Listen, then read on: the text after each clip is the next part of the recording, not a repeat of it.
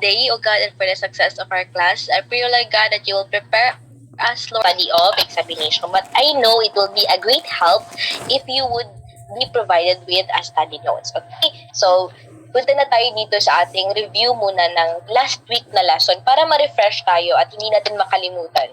No? Napansin ba ninyo na paulit-ulit ako sa mga sinasabi ko? Because one of the theories of learning is the laws of learning is law of repetition. No? May tinatawag na law of primacy, law of recency. Pag sinabing law of primacy, ibig sabihin, kung ano yung una mong nalaman, parang hindi na siya matanggal sa isip mo. Okay? Kahit nalaman mo na yung pangalawa, no, na hindi pala siya ganun, kahit na-debunk na yung first mo na belief, pero pag law of primacy kasi ang law ng learning mo, hindi siya mawawala sa iyo. Feeling mo ganun pa rin yung answer kahit na-debunk na siya. Ang law of recency naman is kung ano yung bago mo lang nalaman, mas nare-retain siya sa mind mo. Ngayon naman, may yung tinatawag na law of repetition. Alam niyo sa mga sa mga elementary pupils, di ba paulit-ulit yung mga kanta nila, rhyming words, no? 1 times 1 equals 1. No? 1 times 2 equals 2. Paulit-ulit, no? Every flag ceremony. Kasi nga, is the law of repetition. We tend to remember something that is repetitive, no? That is part already of our habit. Okay, kaya paulit-ulit ko po minimension sa inyo kung ano man yung mga lalabas sa quiz or lalabas sa exam kasi nga, the law of repetition. So, last time, kaya kailangan natin ulitin ito. Aside from, kailangan natin i-consume yung oras kasi hindi tayo pwede mag-early out. Yun na palang rason. Yun ang talagang rason kung bakit ko siya kailangan i-refresh. Kasi hindi ko pwede mag-early out. Alam nyo ba, I have learned the lesson, Manggo, the hard way because last year, when Ma'am Joanne is still here, alam nyo, kilala nyo di ba si Ma'am Joanne? One of your professors as well. So si Ma'am Joanne, tsaka ako, no? Di ba mahilig kami sa early out? Are you aware of that? No? Di ba naka-early out na din kayo sa kanya? So naka-early out kami ng 30 minutes. So naka-early out ako sa klase ko, Rizal din yun, Rizal, ng 30 minutes. And that time, bawal kasi talaga mag-early out ng 30 minutes. Dapat 5 minutes before that time. So, ang ginawa ko, 30 minutes, nagpa-early out ako. So, hindi pa talaga ako hindi pa talaga ako takot noon. So, early out ako 30 minutes. Pagdating ko dun sa may, papuntang faculty office, stay muna sana ako doon kasi para hindi halata ba na nag-early out ako. Pagdating ko doon, nag-stay din doon yung ibang teacher. Kasama rin si Ma'am Joanne. Okay, so ano ba to? Early out. So, yun, nag-early out talaga kami lahat. And, yun, ako lang din ang napagalitan. Okay, ako lang napagalitan among all those na nag-early out. Marami pang ibang nagpa-early out, nagtapok-tapok dyan dito, no? So, ako lang po ang napagalitan na nag-early out ng 30 minutes among all of us. Kaya I learned my lesson the hard way. Kaya ayoko na magpa-early out. Okay? So, nagets nyo na ba kung bakit natin kailangan i-refresh yung ating mga lesson? Okay, aside from the law of repetition, we need to consume our time. Anyways, so last time, nag-discuss po tayo about nation and nationalism. And i-review natin kung ano ibig sabihin ng nation. Ang nation is a group of people, no, who are sharing common thing among them. Nag-ask ako sa inyo last time, paano nyo nasabi na Filipino kayo? Paano mo nasabi na you are part of the Filipino nation? Some of you have answered me because you are Kayumanggi, because my nose is like this, my eyes are like that, no? I am a Filipino because of my citizenship. My father and mother are Filipino citizens. I am a registered voter in the Republic of the Philippines.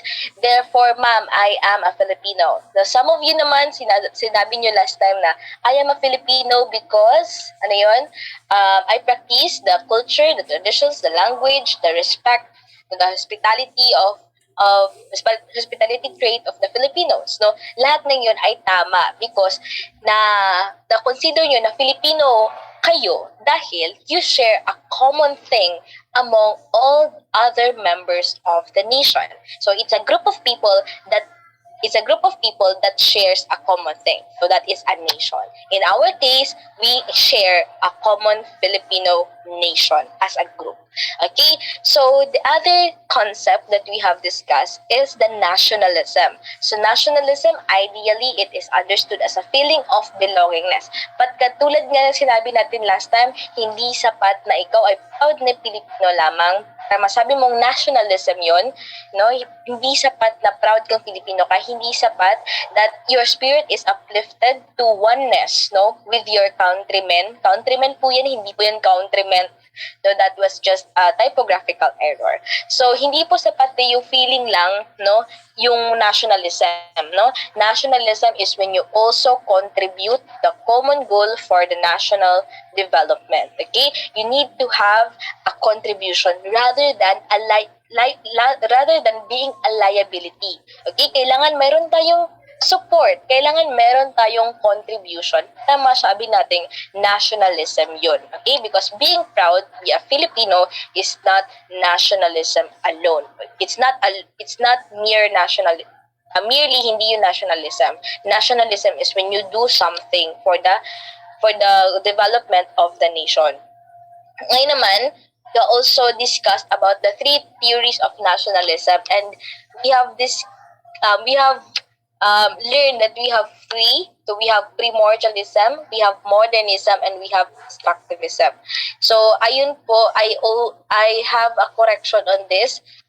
Hopefully you would pardon me. It's not pre-mordialism, it's primordialism. Ayan po, nilagay ko na po sa chat box natin. Primordialism po yan. I'm really sorry. So, discuss natin sila isa-isa as a review. No, kahit na-review to, para na ako nag-discuss.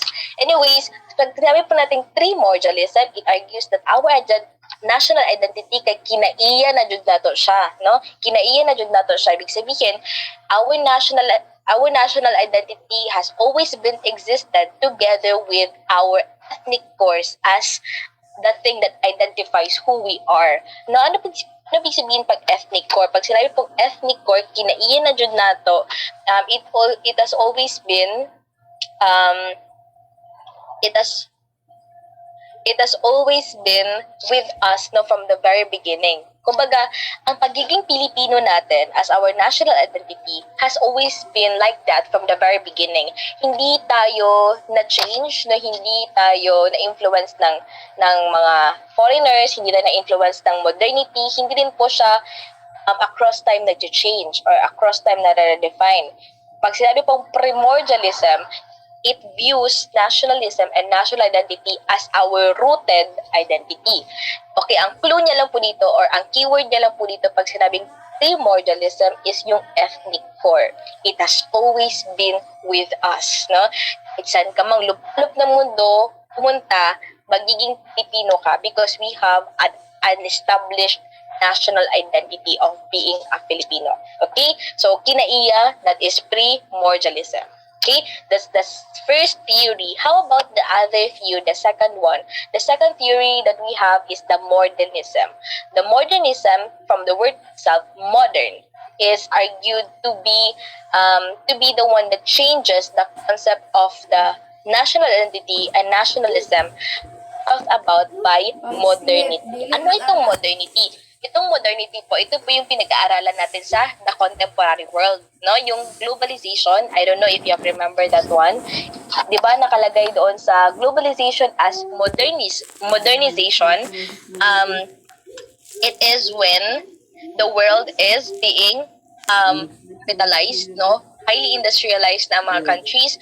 There is shifting of rural areas to urban areas. So, that is modernity. Any societal development. Again, modernism is brought about by modernity, and this modernity or societal developments have caused our concept of nationalism and national identity to emerge and change. Okay, so paano natin nasabi na yung modernity ang nag-cause na magkaroon tayo ng national identity at nationalism?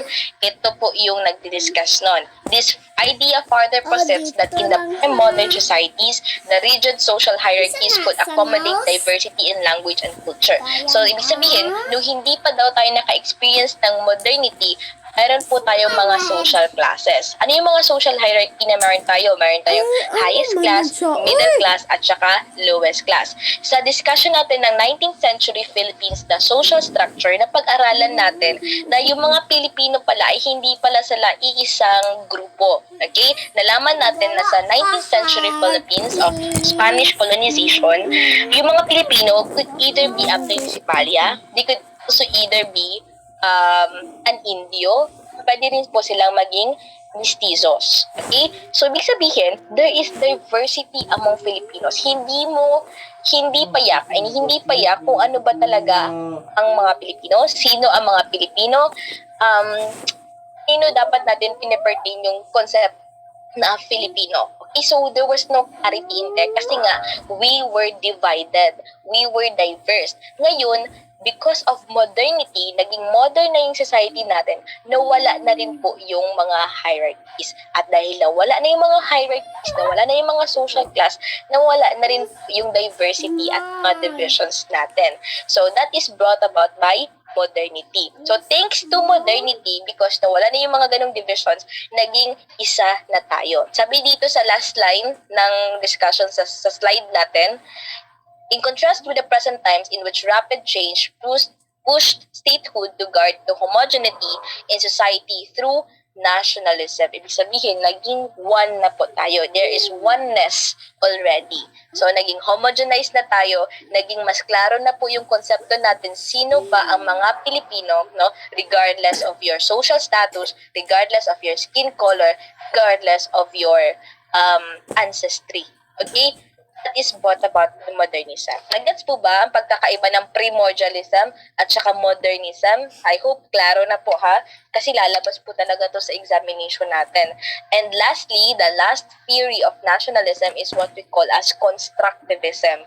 So, constructivism, of course, is different from primordialism and then the modernism. Pag sinabing constructivism, it believes that our concept of nationalism and our national identity is socially constructed. Pag socially constructed, hindi siya galing sa ethnic core, hindi rin po siya brought about by modernity or social change. Ang konsepto natin ay patuloy or continuously being refined or being redefined across time, no? Over time. Ibig sabihin, naara dyan siya sa atong lipunan. Okay? So, nag-change po, katulad ng iba't ibang mga konsepto sa lipunan natin, nag-change din po ang concept natin ng nationalism at national identity. So, it's a product of many things that is happening in our society. So, no ethnic core has demanded that at wala din modernity na nag-change dito. Just an accumulation of redefinition, accumulation of refination ng konsepto. Okay? It is imagined by people who identify themselves with a group or with a nation. Kaya sa constructivism na approach, Benedict Anderson argues that nations are imagined communities. Again, sa constructivism, inargue ni Benedict Anderson that nations now are imagined communities. Pag sinabing imagined, it doesn't have to be with the people who are members of the nation. Hindi necessarily na dapat makasama mo in one territory, no, ang mga members ng nation kasi nga imagined siya. Okay? Hindi necessarily na kailangan makilala mo yung mga members ng nation natin na pag nag-support tayo kay Catriona Gray na dapat kilala mo muna lahat ng Pilipino na magsusupport sa kanya bago matawag na Filipino nation. Hindi po ganon, okay? Kahit hindi natin kilala yung mga kapwa natin Filipino, pero alam natin that we support it as one, no? So we support Manny Pacquiao as one. Therefore, we imagine a community as if we belong to that community. So that is constructivist or constructivism na theory ng nationalism. So there is a deep horizontal comradeship that maintains a harmonious coexistence and even fuels the willingness of the people to fight and die for that nation. Ito po yung definition ng nationalism na pwede natin gamitin nung tayo ay pinaglaban ni Jose Rizal at ng mga Katipunero. Okay? There is a willingness to fight for the Filipino nation even if Jose Rizal don't know us. Okay? So, yeah. Ito namang kapwa and bayan na concept, hindi na po natin to sila na-discuss, kaya i-disregard na din po natin. Okay, so yun lang po ang ating na-discuss last meeting for those who are forgetful. No, I know also for those who are not around. So yan po ang ating, ating discussion last meeting. Again, that's the concept of nation, a group of people who's sharing a commonality. Secondly is the concept of nationalism, wherein there is a feeling of belongingness, but as well as the contribution to a nation's development. And then lastly are the three theories of nationalism: the primordialism, modernism, and then the constructivism. Primordialism is mauna yung kinaiya. Modernism is that there is modernity kaya nag-change ato ang concept of nationalism. And then lastly is constructivism. Ibig sabihin social construct, it is redefinition and definition of the concept over time. So, klaro na po ba? I hope klarong-klaro na ang ating discussion last time. So, yan, before we go on to our next lesson, kasi parang mabibitin tayo kapag i-record ko yon. So let me just end this conference first, and then let's return using the same link in this mustard yellow. No, I know it's very bright, but I'm really sorry, no, sa mga may astigmatism dyan. Okay.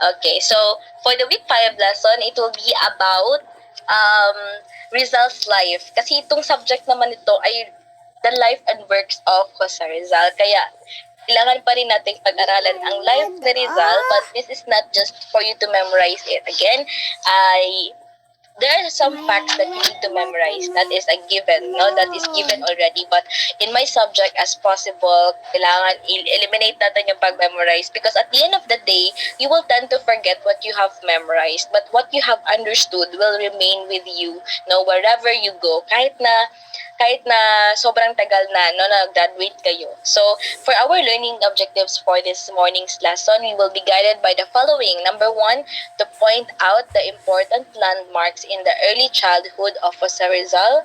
So, these landmarks are not physical, geographical landmarks, but these are points of his life, or the important information about his life, no, specifically in his early childhood and his personality. Secondly, analyze how these points or landmarks molded the mind and the heart of Jose Rizal. But of course, these are not the only landmarks that have molded him, but as well the other aspects na hindi natin madadiscuss this morning. This will be discussed sa midterm po, first week and second week. So we will be allocating 3 weeks, no, for the discussion of Rizal's life. The rest will be about his writings and as well as his attitudes and contribution, no, sa nationalism and nation building natin. Okay, so let's begin.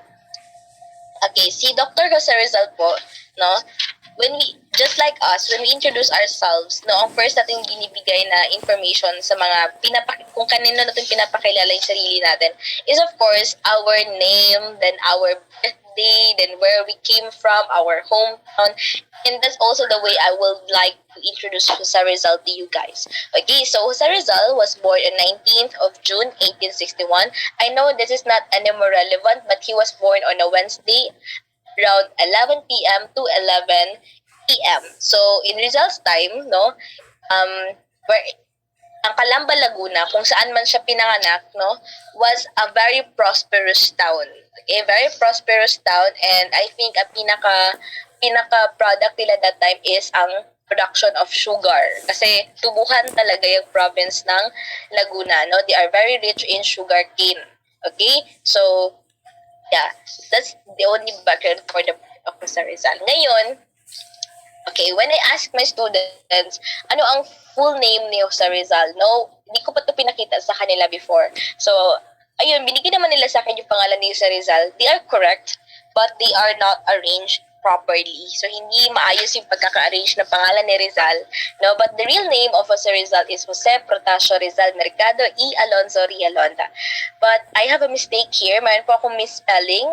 So, sorry po talaga sa mga misspelling ko, guys, sa mga typographical errors ko, kasi I have made these PowerPoint presentations back when I was teaching first year ko pa na pag-teach nitong subject na ito. And with that experience, I have 5 preparations. Ibig sabihin, No, 5 subjects ang piniprepare ko na PowerPoint presentation and all.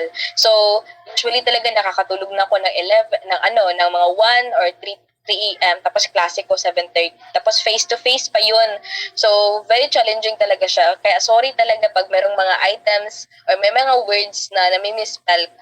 Okay? But I am open for correction naman. So, for this mistake na commit ko dito, ang protasyo po, ang protasyo natin is Protasio, but the correct spelling for that is Protacio. Okay, hindi po siya S, but rather it is a letter C. Okay, so in getting to know Rizal, it's very important to study his name. Kasi when you study his name, it is also equivalent to studying his life. Okay, bakit kaya ganun? So, mag-start tayo. Bakit kaya Jose Protasio Rizal Mercado E. Alonzo Rialonda ang kanyang full name? Okay, I'm really sorry. Kailangan ko pala siyang i-record. Okay, so, recording na po. So, for our first name, Jose, bakit kaya Jose ang pangalan ni Jose Rizal? So, when his mother was giving birth to Jose Rizal, it was such a very difficult delivery. No, because of that, Rizal was named as Jose. No?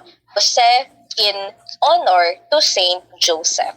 Because mother of Jose Rizal, si Doña Dora, she believed that it was Saint Joseph that helped her in the difficult delivery of Jose Rizal. Okay? So, Saint Joseph was known to be the saint of the labor and childbirth. So, papansin natin dito na his name, no, coming from the first 4 letters or the Filipinized or the Spanish, no, na version ng Saint Joseph, which is San Jose. So, Jose, no, since si Saint Joseph yun, Jose was named to Jose Rizal. How about the Protasio?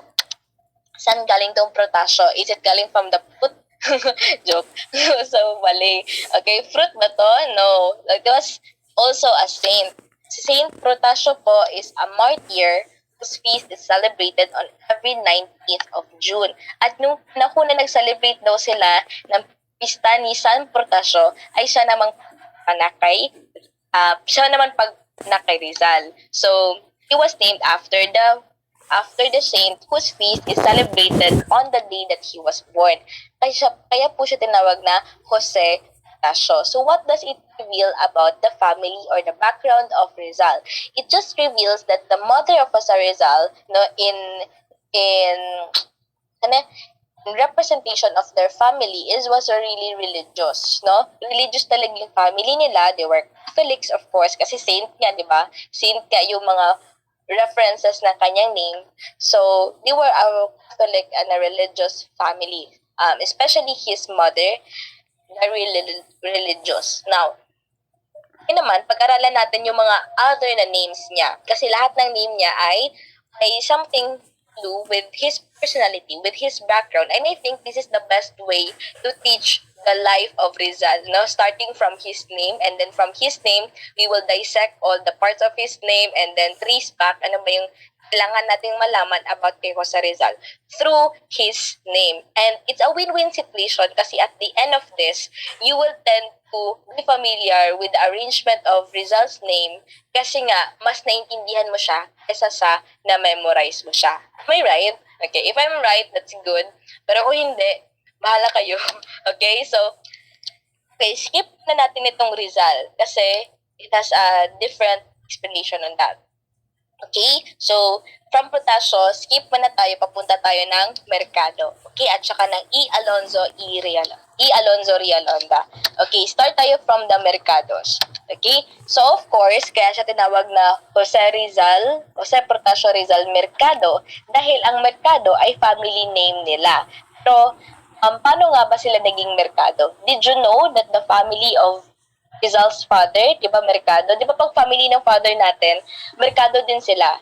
But did you know that the Francis Mercado's family were not Mercados? It was only Francisco Mercado who was the first Mercado in their paternal or in their family of origin.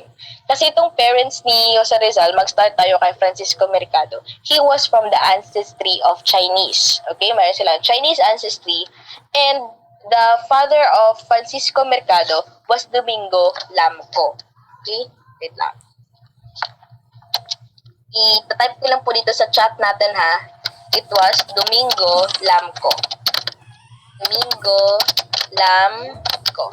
Ayan, Domingo Lamco. Pero hindi talaga Domingo ang pangalan niya. Pero Lamco po sila. They were Chinese people. And they were living in Chincho District dito sa Pilipinas. And now, because Lamco was baptized in Christianism, kasi napunta siya dito sa Pilipinas, at alam niya na pag pumunta siya dito sa Pilipinas, para maging citizen dito, kailangan niya magpabaptize, no? Kailangan niya ma-convert into Catholicism. And now, when he was baptized, no, he was given a privilege to be asked kung anong gusto niya maging Christian name. So, ang pili niya Christian name ay Domingo. Bakit Domingo? Because it was Sunday when he was baptized. Kaya pinili niyang pangalan na Domingo. So, it was in honor of the day that he was baptized into Christianity. Kaya, yun, Domingo Lamco. So, he was married to Ines de la Rosa. So, nagkaroon sila ng anak. Ang anak nila ay si Juanita. I'm not sure. Wait lang. I-check ko dito. I know. Josefa pala. Anak nila si Josefa. You don't need to write it down kasi hindi naman siya masyadong relevant, no? Okay, si Josefa, when she was still 5 days old, ay namatay siya. And the only child that remained was Francisco Lamco. Ngayon, paano sila naging Mercado? Naging Mercado po sila because during the time that Francisco Lamco had already, na siya yung mga ideas sa mga bagay-bagay, it was the time as well that he realized that the Chinese people in the Philippines were prejudiced, no? So, among the Chinese kasi, the significance of a name counts so much, and it is always safe to seek a reason for a choice of a name, no? Kaya, gusto niya ding palitan, no? Gusto niya ding palitan ang kanyang apelyido kasi okay lang naman sa mga Chinese na mag-change ng name, especially sa kanilang family, sa mga Lamco, no? Hindi necessarily na kailangan pag lumaki ka or nag-asawa ka, kailangan Lamco pa rin ang apelyido mo. Kahit na ikaw yung lalaki, pwede mo din ipa-change ang iyong family name. At sa panahon nila Francisco Lamco, discriminated ang mga Sanglay or mga Chinese people. So, ito ay na-reflect din po sa El Filibusterismo ni Jose Rizal. Mayroong isang character doon, ang pangalan niya Quiroga.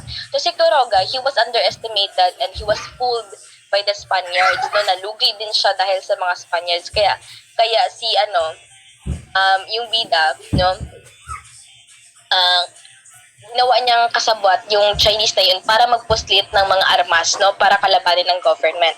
So, you see, that's how the Chinese people are being treated in the society. So, for Francisco Mercado or Francisco Lamco, ma-set out ang iyahang family name that would free him from the prejudice that followed those with the names noon ang mga Chinese, and because it reminds him of his Chinese ancestry, so he would like to change his family name. So he chose the word Mercado because in their time, there was this Mercado ang pangalan niya, and it is pertaining to somebody who is an honest manager of the land. And also, another meaning of Mercado is market. So, okay yung meaning niya, 'di ba? Para sa mga Chinese, kailangan maganda talaga yung meaning ng pangalan mo. Kaya okay na yun sa kanya yung Mercado na family name. Kaya yung ginamit niya as he got married. Okay? So, basically, hindi po talaga dapat Jose Protasio Mercado ang pangalan ni Rizal. But it was supposedly Jose Protasio Rizal Lamco because of the Chinese ancestry na gustong kalimutan ng tatay ni Rizal.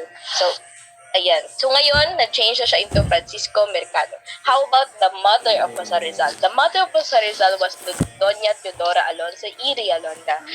She was coming from a very affluent family. Their family members are family of lawyers and politicians. So, galing talaga siya sa mayamang pamilya. But they were principales kasi native naman ito siya.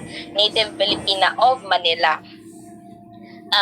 So when Rizal wrote about his parents, no, he described his father as the model of all fathers. Bakit siya dinescribe ni Rizal as model of all fathers? It's because when um, Don Francisco Mercado has sent all of his children to schools, no, kabilang doon ang kanyang mga daughters. Okay?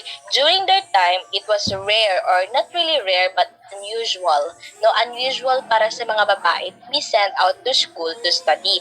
But, no, Rizal's father was owed so much by Rizal because even his siblings na mga babae ay napapunta sa school.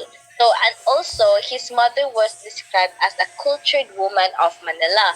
So, a cultured woman of Manila simply because all of the good qualities of a woman, of a Filipina, was all in the practices of his mother, no? Nasa kanya na ang lahat, parang ganon, no? And also, she was really smart, no? She was really intelligent. Sabi nga na isang estudyante ko kanina, Ma'am, di ba siya man ang unang teacher ni Rizal? Ako, yes, no? She was the first teacher of Jose Rizal, no? And that's how intelligent she was. So, we are gonna learn that, sabi ko sa kanya, in the midterm period. No, sa first week, malalaman natin yung academic life ni Rizal. If Rizal is just the same with us, or we can be the same Rizal, or we can be Rizal of our own generation. Okay? Pwede ba tayo maging genius katulad ni Rizal? Pwede, no? If we would study his life, malalaman mo na Rizal is just like any of us. Okay? So, yan po. So, with that, since we have learned already about the background of his mother and father, now, alam na natin kung saan nanggaling yung Mercado, which is the family name of his father, but his father is the first and only in the family to use the Mercado. And then the Alonso Realonda is the family name of his mother ni Teodora Alonso. Okay? So, ngayon naman, pag-aaralan natin saan nanggaling yung Rizal. Okay? Saan nanggaling ang Rizal? Okay? Bakit pag sinabi natin Rizal, bakit hindi natin siya pinipertain the siblings of Rizal? Bakit natin siya hindi pinipertain the parents of Rizal? Bakit sa ano lang? Bakit kay Jose Rizal lang? Okay? So, pag-aaralan natin yan. Okay, may chat tayo dito. Okay, bakit baliktad ma'am ang name ni father and mother before? Okay, so ganun po ang kanilang before, ang kanilang arrangement ng kanilang name. Mas nauuna po ang father's paternal surname kaysa sa mother's kaysa sa maternal na surname. Kung mapansin niyo, balik tayo dito. Mas nauna si Mercado kaysa sa kay Alonso Realonda. So, maybe it was the setting that time kasi very patriarchal siya, no? Very patriarchal. Mercado and Alonso Realonda. Okay?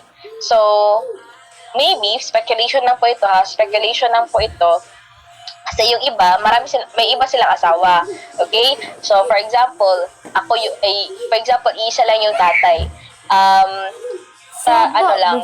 Isa lang tatay. So, lahat sila ay Mercado, pero iba yung end. Okay? So, para ma-pertain kung kanino siyang anak. Okay? Kaninong mother siya. Okay? Para ma-highlight na iisa lang yung tatay nila.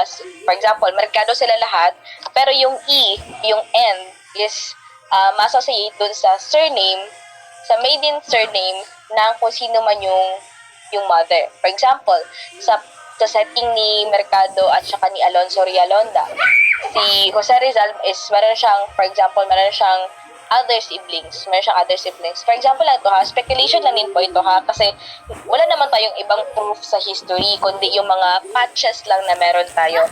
So, Gamitin ko. for example, merong ibang kapatid si Rizal sa ibang pamilya or sa ibang babae. So, pangalan niya ay Ricardo Mercado. For example lang, Ricardo Mercado, pero yung E is iba na. For example, Ricardo Mercado E. Villaluna. Okay? For example, Villaluna yung mother ng step or other brother ni Rizal sa ibang babae. Okay? Para ma-emphasize yung paternal at saka maternal na surname. Pero ngayon, sa panahon natin, mas nauna na yung maternal, no, kaysa sa paternal. Okay? So, I guess that's what speculations are. Yun na po yung speculations before. But it was not yet confirmed. Okay, pero yeah, that's the setting. Yun talaga yung arrangement nila before.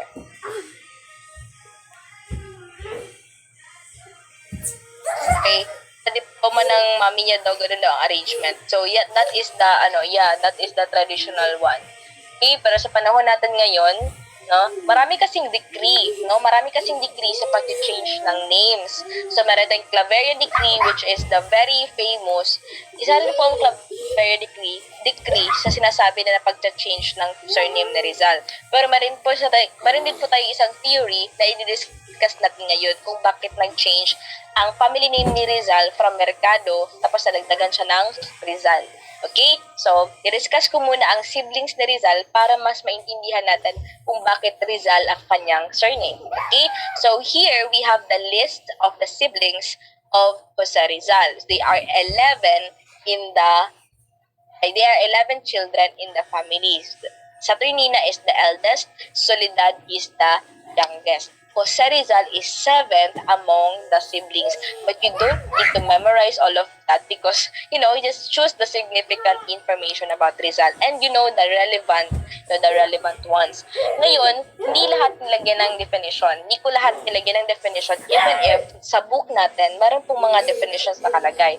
But I only chose those that will be helpful for us in the study of life of Rizal. If you would observe, only one is the brother of Rizal. Not siya only brother. That is the second eldest. It was Pasiano Mercado. Pasiano Mercado became a revolutionary general during the Philippine Revolution. Okay? And as well, aside from that, he was also treated by Rizal as his second father, because when Rizal was born, his father was really, really old already. So he cannot anymore do the other duties that a father should do to his son. Kaya si Pasiano nag-i-enroll kay Rizal, sa lahat ng schools na pinag-anuhan ni Rizal, si Pasiano po lahat ang nag-enroll sa kanya. Except nung pumunta na po siya ng abroad. Kaya of course, 24 na si Rizal nato na time. Sharong, dili pa niya siya kabalo mag-enroll sa iyang sarili. So, yeah. So, ayun po.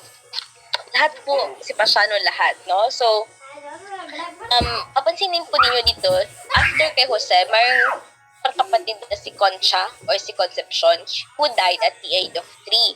So, it was the first heartbreak of Jose Rizal. Okay? It was the first heartbreak of Jose Rizal in his agony when Concha or Concepcion died. Matagal daw siya nakamove on dahil sa pagkamatay ng kanyang kapatid. Maybe because magkasunod lang sila.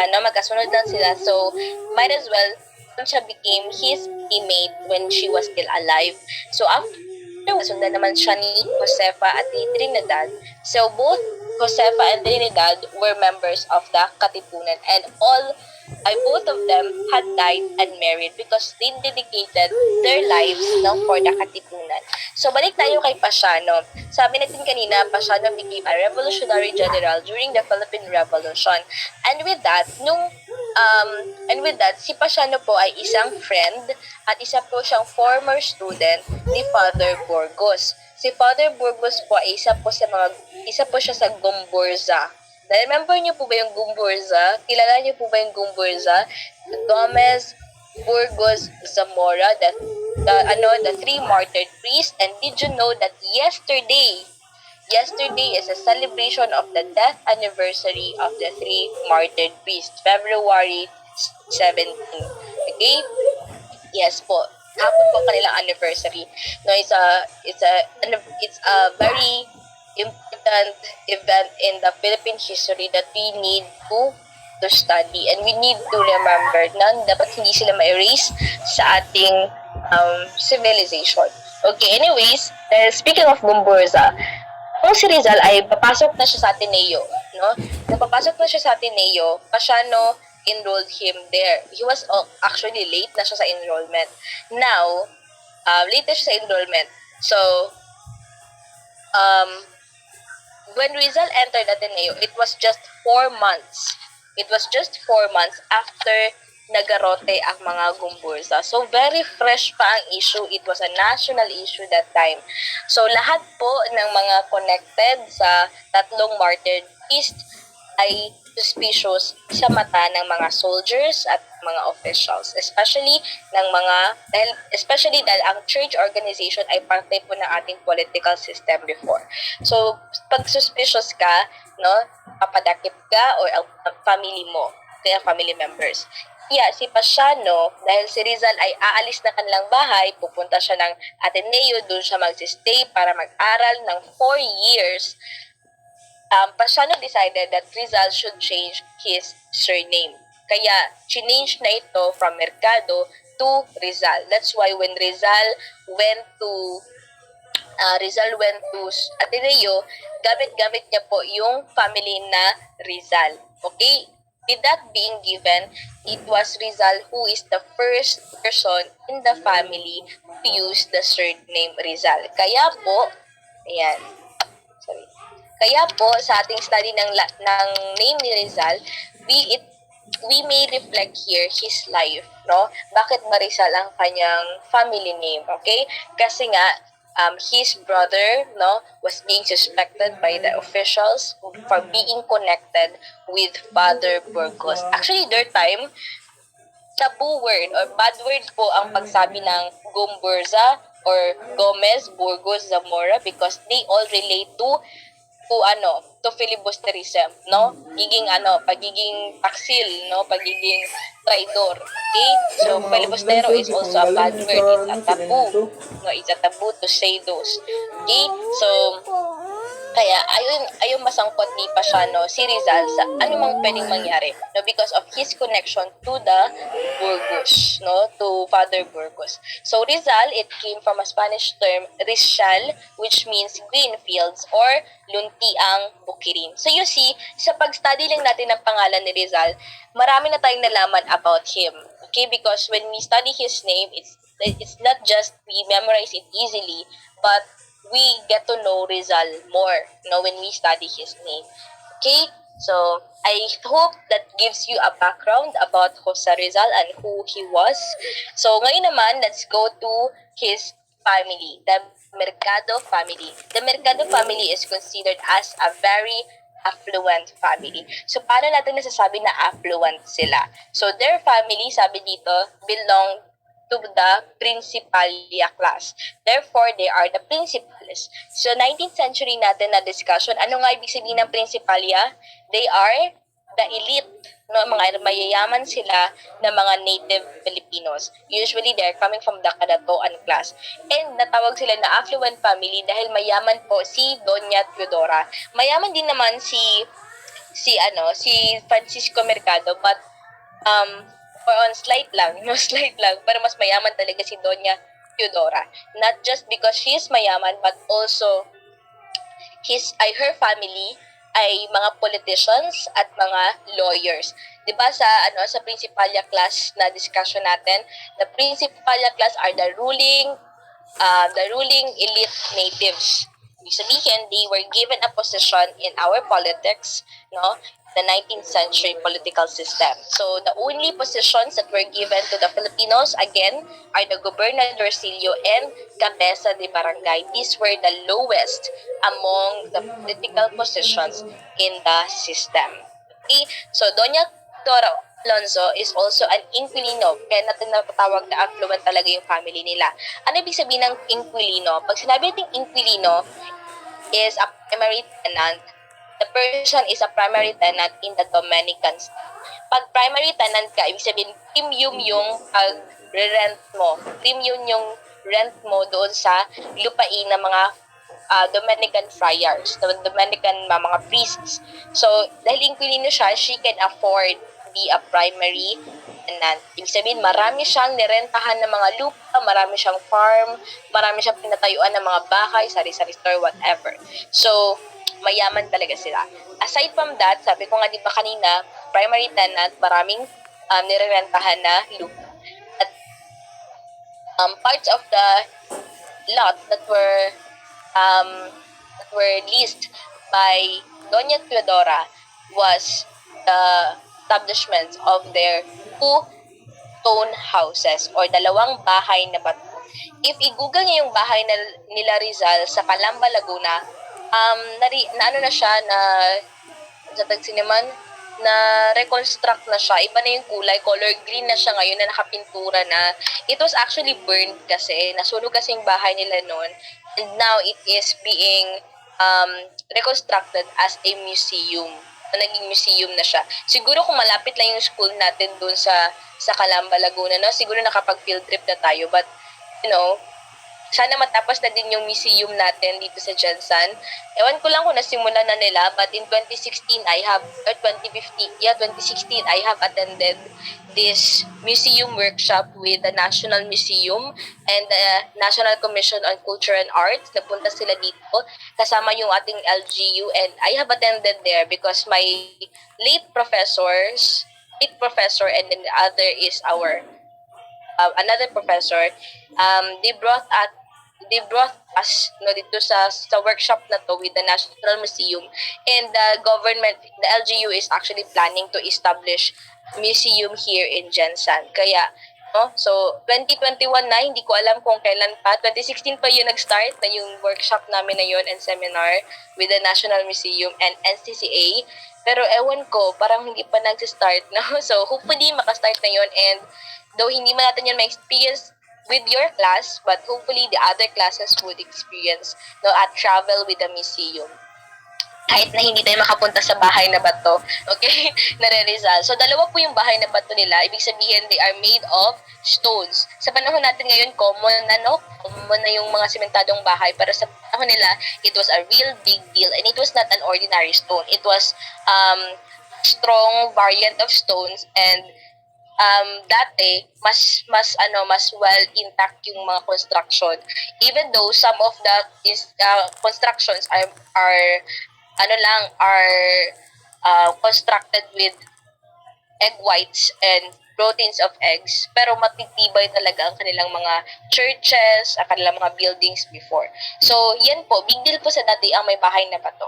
Okay, they also own variety of businesses such as operation of sugar mill, flour mill, and a ham press. They also own the farm. So, mayaman po talaga sila Rizal. And aside from that, isa po sa mga rason kung bakit sila affluent ay may sarili po silang library at home. No? They had a collection of books composed of around 1,000 titles. Sa panahon natin ngayon, kapag meron kang Wii, meron kang PlayStation, meron kang smart TVs, you are the affluent family, meron kang car, diba? Pero sa panahon nila, kapag meron kang library inside your home, you are a very affluent family. Okay? Ayan, so that's so much for the life of Rizal and also about his family background. Ngayon naman, for the last part of our topic, okay, for the last part of our topic, we'll proceed with the childhood years of Rizal. So, we will not go over on more of this, no? Kasi marami naman siyang childhood memories at yung iba hindi naman talaga contribute sa kanyang heroism, no? Pero sa home environment po ni Rizal, it was a real province, no? A really beautiful province wherein makikita din natin dito yung Laguna de Bay, the largest lake in the Philippines. But you don't need to memorize that, okay? It's just for you to have an idea ano ba yung environment ni Rizal when growing up. Ito po yung nakikita niya sa kanyang paligid. So, in Laguna as well, we have the Mount Makiling that will be visible in all parts of the municipality and of the province, no? Makikita po sa buong Laguna ang Mount Makiling. So, we have a myth, no, about Mount Maria Makiling. So, speaking of no mga superstitious beliefs, mga myths, mga legends, mga epics about our Filipino culture, as well as yung mga about sa aswang, sa manananggal, sa tiktik, no, sigbin, no, these were also encountered by Rizal because his nanny, nung yaya niya po, mahilig pong magkwento ng mga ganitong nakakatakot na mga bagay sa kanya at saka yung mga supernatural beings. So this is her way to let Rizal go to sleep early in bed, no? Kasi syempre bata, no? Very curious, very hyper. Though sickly naman talaga si Rizal, pero bata pa din siya nun. So, para matulog siya na maaga, kinakwentuhan siya naman nakakatakot ng kanyang nani. So, napipilitin siya na matulog na lang para dili na yung madunggan. So, ayan. So, here in our next slide, if you are in my next slide, we have a picture of Rizal who is 13 years old by then. Kita nyo ba? So, napansin niyo sa ano napansin niyo sa physical features ni Rizal? Ano napansin niyo? Payat. Pogi, payat. Yes, payat siya because he was sickly when growing up. What else? What can you observe sa kanyang physical characteristic? Aside from payat daw siya, sabi na isa kanyang classmate. But the others, what can you observe? Manamit man. Formal? Yes, very formal. Wala siya nag-smile. Mura siya 8 years old. Oh, grabe po ni. He ain't Isoy, he's Pinoy. I think that is part of the song. Tama? Mula siya 8 years old, kay putot daw siya. Wala siya smile, he dressed well, nindot siya sa nina. Yes, no, and all of these are also true. Gamay kayo siya man for a 16 years old. No, 13 years old. Pero gamay Japon siya for a 13 years old because he was sickly growing up. No? Payat siya, and ito talaga napansin ng mga estudyante ko kanina sa kabilang section. Kaya, dako ang ulo, dako daw siya ulo. Payat daw siya glawas. And actually, that is the reason why Rizal was being bullied for. Okay? Being bullied for having a big head growing up. So, you see, lahat po na nakikita nyo dito sa picture, it speaks about Rizal's childhood. Very formal, very sickly, very small, and ngayon naman, i-mention natin yung mga nicknames ni Rizal. Did you know that aside from Pepe, kasi Pepe talaga yung pinaka-famous na nickname ni Rizal, I encountered even this Facebook page, no, that is for Rizal daw, no, si Pepe yung pinakamalupit. I don't know who created that Facebook page, but no, nag-post talaga siya ng mga memes about kay Rizal. And sometimes it's offensive, sometimes it's funny talaga. So, yeah, and he's correct that Pepe is the nickname of Jose Rizal. But did you know, aside from Pepe, he also have other nicknames? So, other nicknames is IR, Ute, and Moy. But these are not known to many because these are used by his siblings to call him inside their homes. No? Sa bahay lang itong Ute at saka Moy. Pero when they go outside, the nickname pertains to Rizal were Pepe and Pipito. Again, ang Ute at ang Moy, ito ay sa loob ng bahay nila, tinatawag kay Rizal, pero pag nasa labas sila, tinatawag din siyang Pepe at Pipito. Okay, so now, let's end this conference first and let's return using the same link and the same meeting ID for the last time. Natin, Pepe was being bullied for having his large head, and ang nagabully lang po sa iya kay ihap na pong mga siblings, no? So he was bullied for for having a large head, and sometimes ginaingnan siya na maghinay-hinay kay basig matumba siya because of his heavy large head. And Rizal was really fond of making sculptures, no? Bata pa lang siya, very artistic na siya, and fun gid siya maghimo-himog mga sculpture. So with that, no, ginabuli po siya na parehas daw siya sa iyang mga sculpture, mga dagko po daw ulo. And what he said, or what he responded, I think it's very prophetic. Sabi niya, someday people will make statues of me. And I think, no, nangyari naman talaga yon kasi as per our discussion in the week 2 lesson, Remembering Rizal, nalaman natin na all over the world, iba't ibang statue ni Rizal ang naka-erect, no? And of different forms, of different sizes. Okay? So, lastly, no, for the very, very, very last part, are early literary works of Rizal. We only have 3 literary works, no, of Rizal because these are of childhood, no, during his childhood and teenage years. Tatlo lang po yung ating i-discuss ngayon and isa lang din po yung ating babasahin. Okay? So, the first one is sa aking mga kabata. Okay? This is a very misconcepted na poem ni Rizal. Maraming nagsasabi na ito ay sa aking mga kababata, pero hindi po. Sa aking mga kabata po ito. Please be careful kasi iba po yung sa aking mga kababata at saka iba rin po yung ibig sabihin ng aking mga kabata. Na pag sinabi natin kababata, ibig sabihin your childhood friend. Pero pag sinabi natin kabata, ibig sabihin kapwa mo bata. So, Rizal wrote sa aking mga kabata to speak to those fellow youth, no? So it was Rizal's first poem, and it was said he wrote this one when he was 8 years old. It was also written with appeal to the readers to love their native tongues or to love their native language, and through this poem, Rizal manifested a nationalistic inclination to the country's culture and heritage. So let me read this one to you para malaman natin kung bakit ba nasabi ng author ng libro na ito that this is an inclination for the readers to love their native language. Sabi dito, kapag ka ang bayay sadyang umiibig sa kanyang salitang loob ng langit, sanlang kalayaan na saring masapit, katulad ng ibong nasa impapawid. Kat ang salita'y isang kahatulan sa bayan sa nayot mga harian, at ang isang tao'y katulad kabagay ng anumang likha noong kalayaan. Ibig sabihin, the words that we speak is a judgment to our nation, to our origins, to our ancestry. So whatever language that we speak, no, it speaks about our origin, it speaks about our nation. So if you speak of something that is foreign or something that is against our own nation, then it is also against our own freedom. Okay? Ayan. Ang hindi magmahal sa kanyang salita, mahigit sa hayop at malansang isda. Kaya ang marapat yamaning kusa na tulad sa inang tunay na nagpalaya. So, this is the famous line of Rizal. Kahit saan ka magpunta, pag sinabi mo ang hindi magmahal sa sariling salita, mahigit sa hayop at malansang isda, we know that it is sa Rizal who speak or who wrote that line. And in this poem, dito po natin siya matatagpuan pala yun, no? For the longest time, palagi natin siya naririnig pero hindi natin alam saan siya sinulat. So, dito po siya sa first poem ni Rizal nakasulat. Okay? So, ayan, ang wikang Tagalog tulad din sa Latin, sa Ingles, Kastila, at sa isang anghel.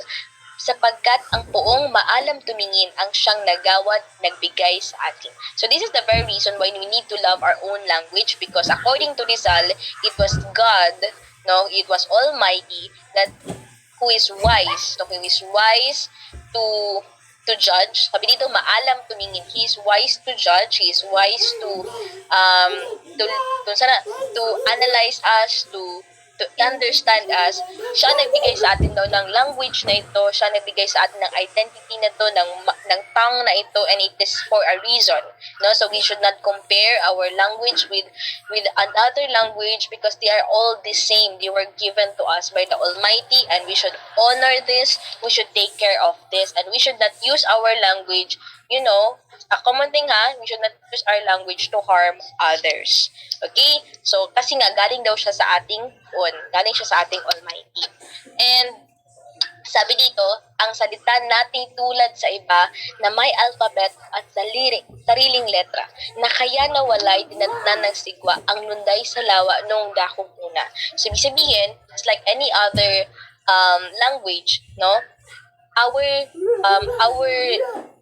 national language should be well respected and should be well used, no? Kasi time will come, if there will be changes in our society, we will tend to compare it to other languages that we feel like more aesthetic, more pleasing to hear, no? But we should not replace them with our national language. Okay? Dapat walang dadatnan na sigwa ang ating mga kulturang dialekto at mga lingwahe. Kasi the reality is, the sad reality is, marami na pong lingwahe at dialekto na mga kulturang nawawala sa ating lipunan. Okay, I think there is